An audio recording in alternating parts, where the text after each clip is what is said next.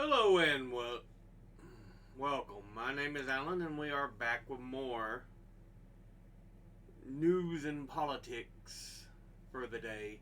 This is for November the 27th, 2023. Today is Monday.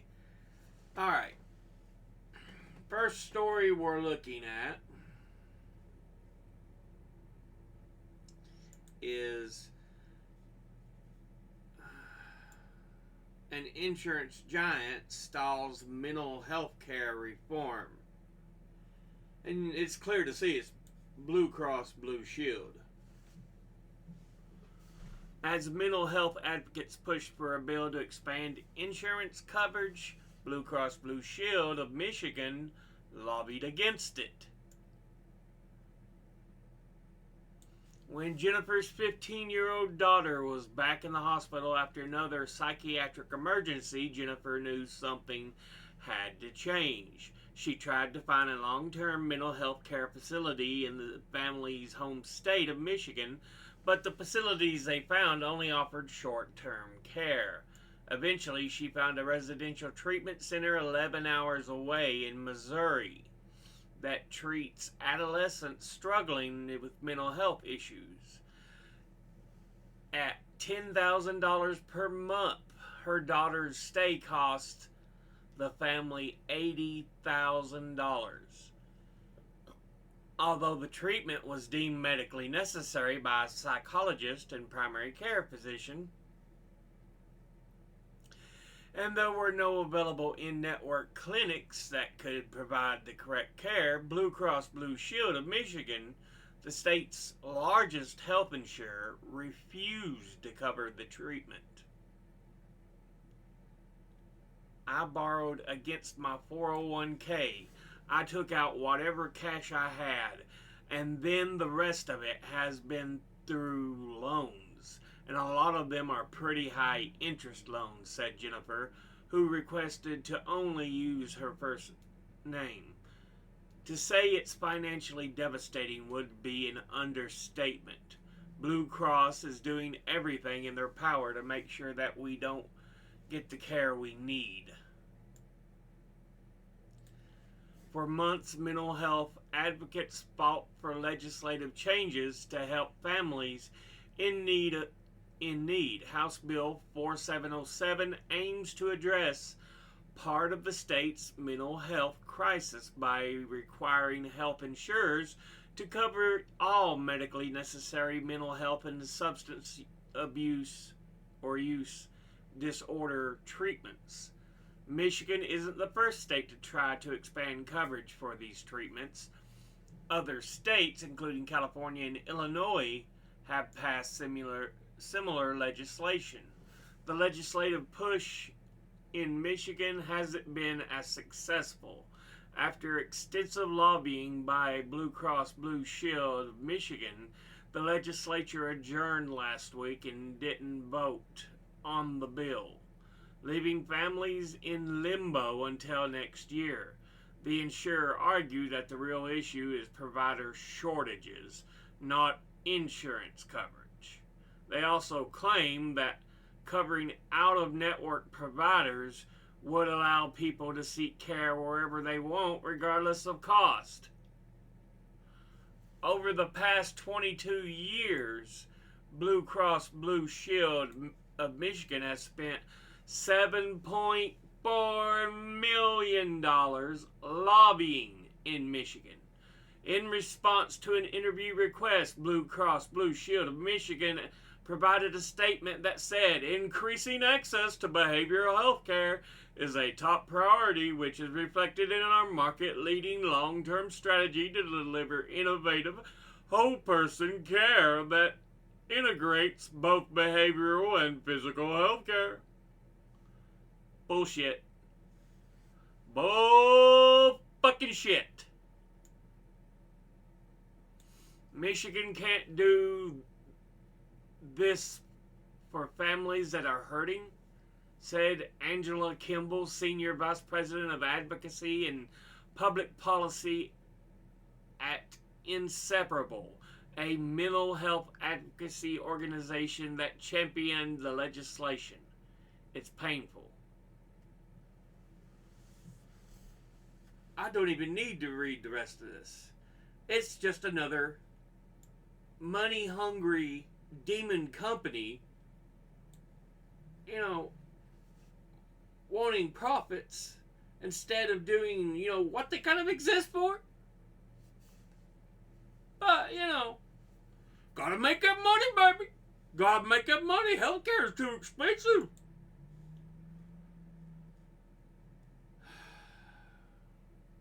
From ProPublica, some Republicans were willing to compromise on abortion ban exceptions. Activists made sure they didn't. ProPublica reviewed 12 of the nation's strictest abortion bans. Few changed in 2023 as state lawmakers caved to pressure from anti-abortion groups opposing exceptions for rape, incest, and health risks. I'm sorry, you can't declare you're pro-life if you don't care about rape, incest, and health risk incidences. Fuck you. You don't care about life. You're not pro-life. You're pro-forced birth. That's what you fucking are.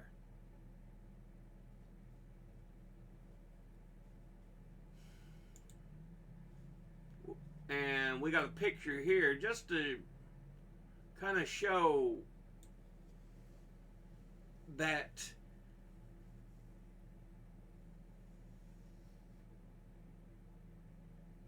child delinquency is not a new thing.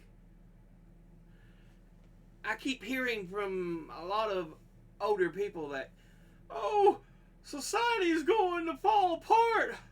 Oh, yeah, you can see, look. No, it's because we have a much more instant level of news access. News travels faster, so where you're able to encounter it much more easily, you think, oh no, everything's going to pot. Everything's falling apart with the world. No. It's been this way for a long time, and again, this is another story that proves it. William Hunter, 14, and Emmett Jones, 12, arrested with stolen guns. The boys had fun for 3 days, stealing 14 cars from suburban houses uninhabited in the winter. Cornered by the police, they did not surrender immediately, but fired at the cops for several hours. And this was in New Jersey on February the 25th, 1941. So yeah, it's not a, oh, the world's falling apart worse and worse as we go. It's always had issues.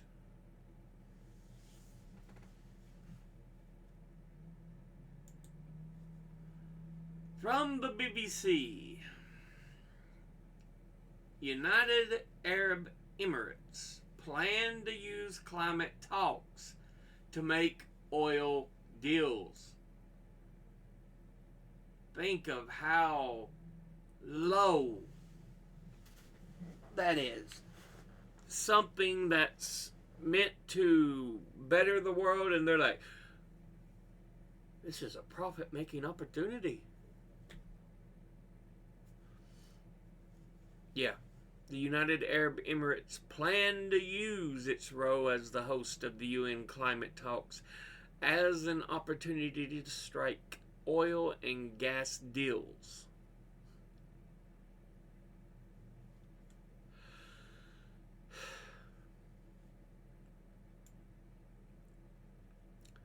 Leaked briefing documents reveal plans to discuss fossil fuel deals with 15 nations. The UN body responsible for the COP28 summit told the BBC host were expected to act without bias or self interest.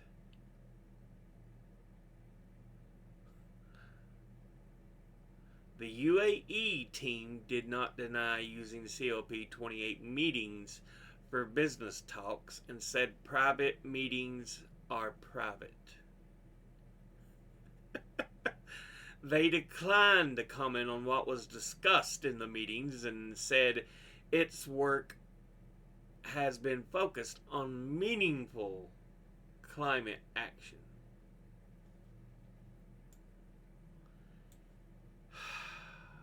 More corruption. This is from Salon. This is on purpose. Experts alarmed after filing reveals shocking extent of Trump-inspired threats.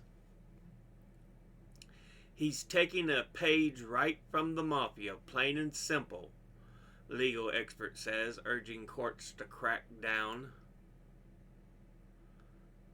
The office of the New York judge overseeing Donald Trump's civil fraud trial has received an onslaught of death threats and anti-Semitic abuse in the wake of the former president's online attacks. New York Supreme Court Justice Arthur Engoron and his principal law clerk Allison Greenfield have been bombarded with hundreds of threatening, harassing, and disparaging telephone and social media messages, according to a new court filing reported by The Guardian. New York State court system attorneys in the filing argued for the imposition of gag orders on Trump, citing the serious and credible threats against Engoron and Greenfield.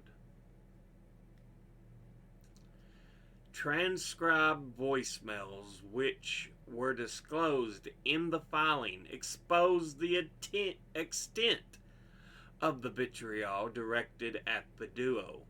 Several death threats came alongside racist and sexist attacks. I mean, honestly, you should be assassinated, one said. You should be killed. You should be not assassin executed. You should be executed. Resign now, you dirty, treasonous piece of trash snake.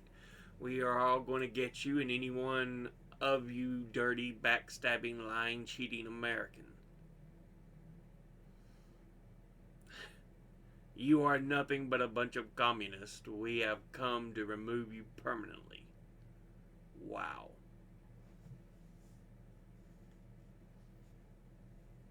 But somehow, this man that these people adore is the leader for the Republican primary.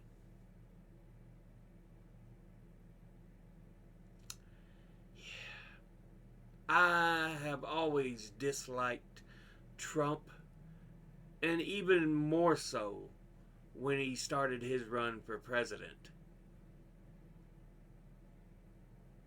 He is a horrible human being and has always been so. It's just coming out more clearly now.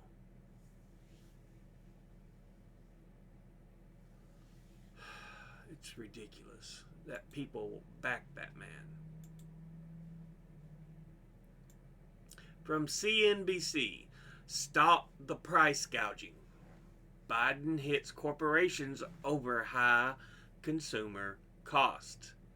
President Biden took aim at corporations for charging prices he said were artificially high. Any corporation that has not brought their prices back down, even as inflation has come down, even as the supply chains have been rebuilt, it's time to stop the price gouging. The White House has struggled to bridge the gap between data that shows an economic recovery from pandemic lows and voters who feel stubborn inflation in their budgets. I've been saying this for a long time. You know, a huge portion of this rise in prices is price gouging.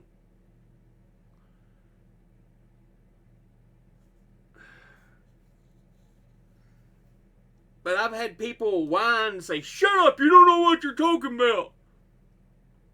I know what the fuck I'm talking about. It is price gouging. This has been shown over and over and over.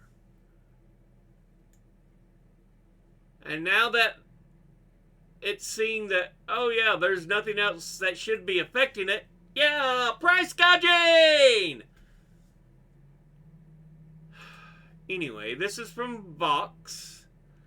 The Supreme Court case seeking to shut down wealth taxes before they even exist. A SCOTUS case aiming to protect rich people from taxes could lead to chaos for the federal government's finances.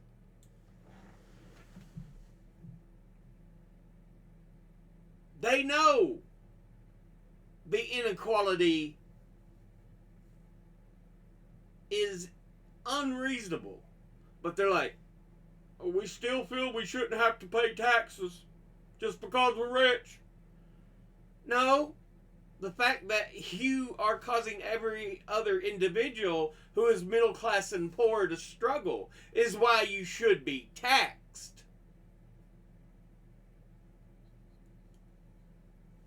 But they don't care. We gotta continue our hug on the money. You know, only we deserve the money.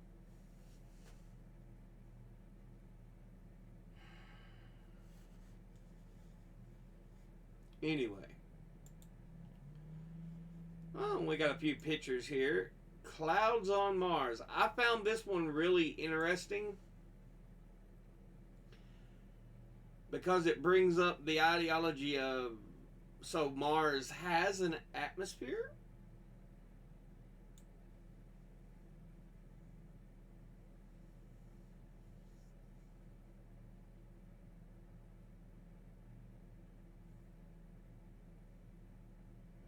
Which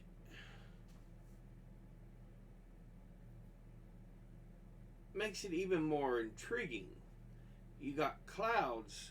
We know there are signs of water that swells up from beneath the ground.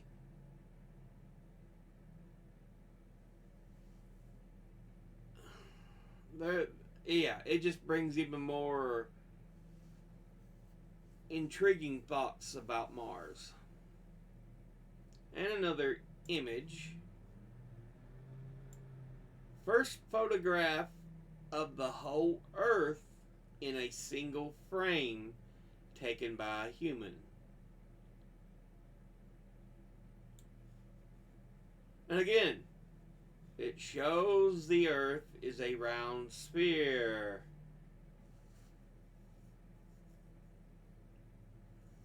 It is not flat. Anyway, from the Associated Press, with the world's eyes on Gaza, attacks are on the rise in the West Bank, which faces its own war.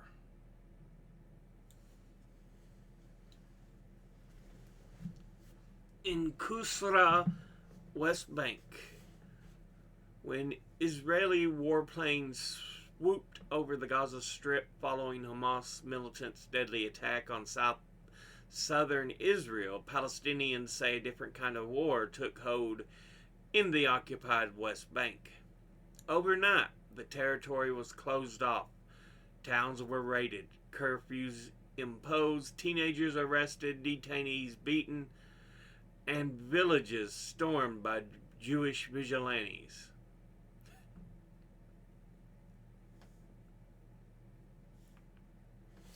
with the world's attention on Gaza, the humanitarian crisis there, the violence of war has also erupted in the West Bank.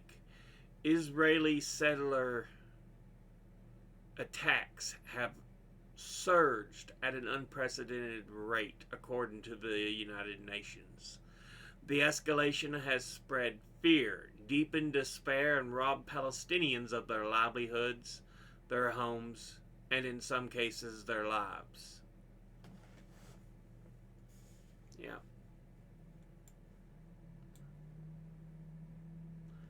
This was already clear as a bell. And also from the Associated Press, intercepted calls from the front lines of Ukraine show a growing number of Russian soldiers won't out. In audio intercepts from the front lines of Ukraine, Russian soldiers speak in shorthand of 200s to mean dead, 300s to mean wounded. The urge to flee has become common enough that they also talk of 500s, people who refuse to fight. As the war grinds into its second winter, a growing number of Russian soldiers won't out, as suggested in secret recordings obtained by the Associated Press of Russian soldiers calling home from the battlefields of Kharkiv, Luhansk, and Donetsk regions in Ukraine.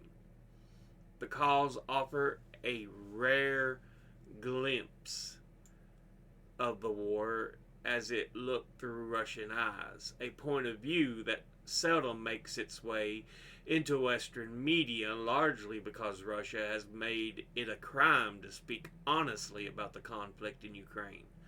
They also show clearly how the war has progressed from the professional soldiers who initially powered Vladimir Putin's full-scale invasion to men from all walks of life compelled to serve in grueling conditions. There's no fucking dying the death of the brave here, one soldier told his brother from the front in Ukraine's Kharkiv region. You just die like a fucking earthworm. Yeah.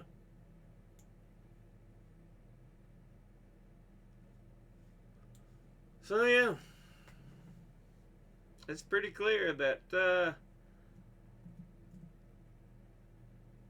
only ones that seem to really want this war are Ukraine. Is what's his name? The president of Ukraine, Zelensky. Zelensky and Putin seem to the only ones who really want this war. The people on both sides, the average citizens, the average people, they don't want it. They do not want the wars. Now, let's watch a couple of videos. This one. Israelis have released 117 Palestinians in the last 3 days, and in that time, they've detained 116 new Palestinians across the occupied West Bank.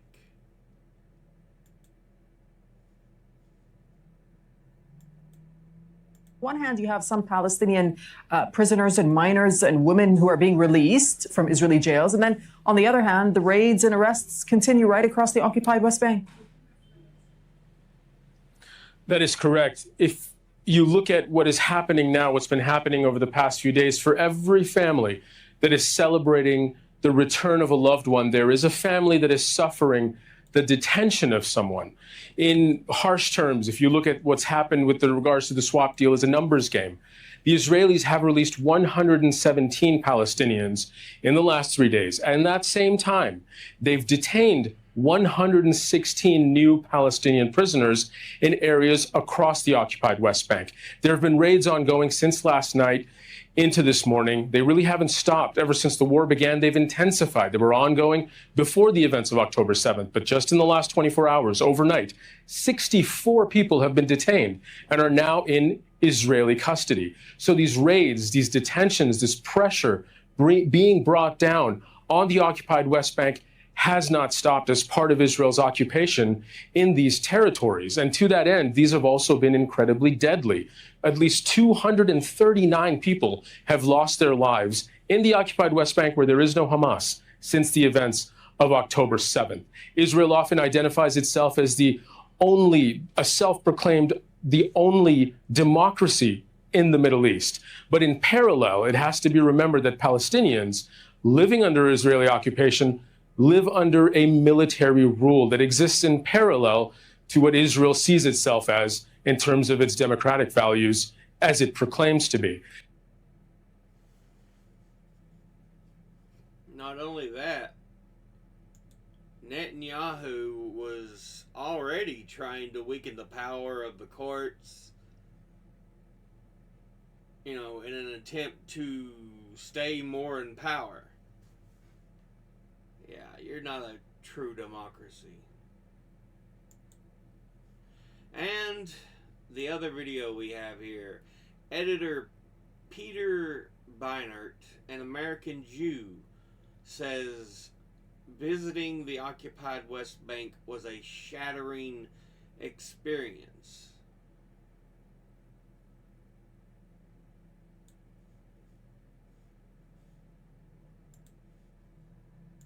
Go to Jewish day school. I lead services in an Orthodox synagogue. Judaism is the center of my life.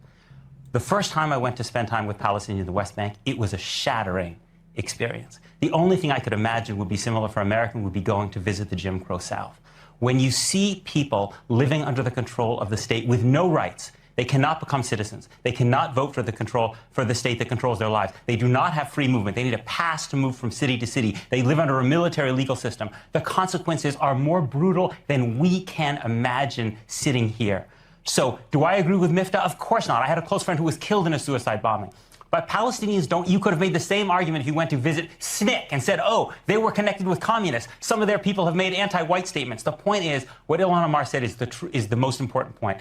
People need to go and see for themselves. I've never seen anyone who's gone and seen for themselves and not been transformed by the experience. So, yeah.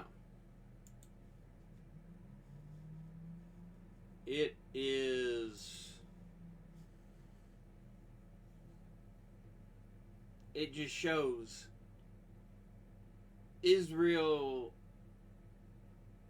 is, in the smallest terms, an apartheid state. That's in the most gentle of terms. And again, let's clarify this.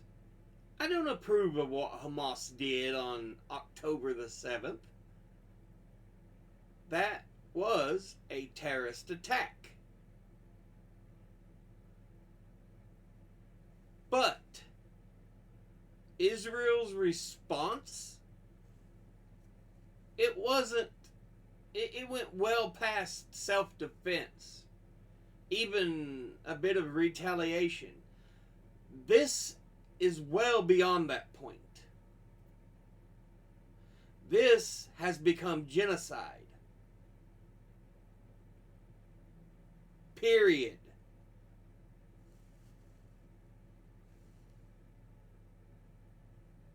And is it right to attack people of Jewish heritage? Of course not. That is wrong.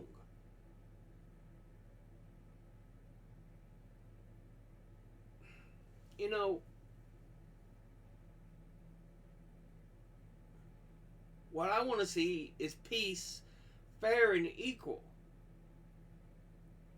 But as it sits, the Israel government,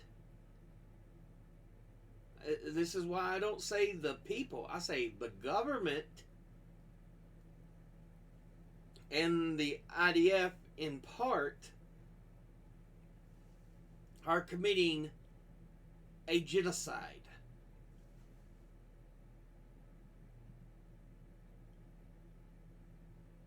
Period.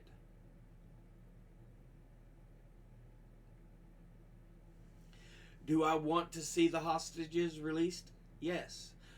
Fact is, a couple weeks back, they offered to release hostages, but Netanyahu flatly turned it down.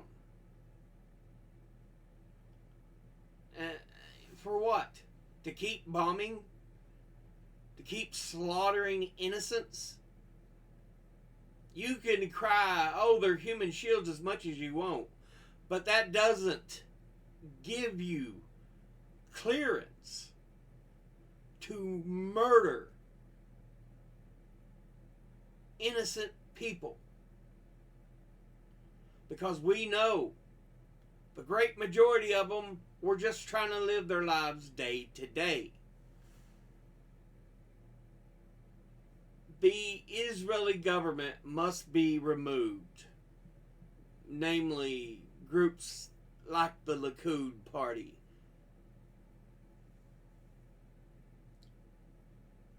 This far-right Zionism, and I released a video already that there's a difference between anti-Semitism and anti-Zionism. But this Zionism, the right-wing Zionism that's happening, no, it needs to end.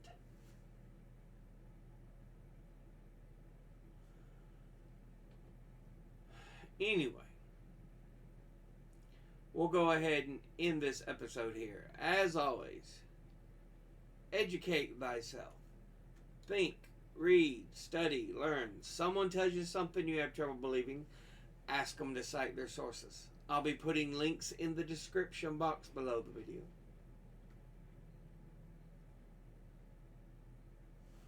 Thank you all for watching. I'll see you all in the next one. Until then, later.